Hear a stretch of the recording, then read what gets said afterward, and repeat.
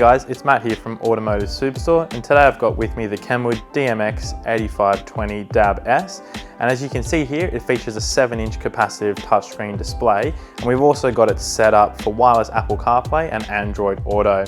Now just to show you a sneak peek here, obviously if you just select that one there, you can see that the Android Auto comes up straight onto the map screen. This unit here also features USB mirroring for phones such as the Pixel that aren't able or aren't capable to do wireless mirroring, but for all other Android devices it features the wireless mirroring. This unit here also has the digital radio receiver and also features dual full-time Bluetooth connectivity. Like most of the Kenwood units in the range, it also features 3 high-volt RCA Pre-outs, dual USB 1.5 amp charging and a triple camera input, as I'll show you here. Obviously if you select the menu, go into setup, click on the camera button, you can see how you've got a couple of different places you can add the camera for a front camera, side cameras, rear camera, and also if you're towing a caravan or something like that, you can have an additional rear camera input.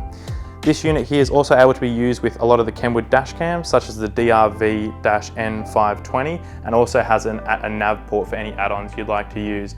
All in all, a great offering from Kenwood.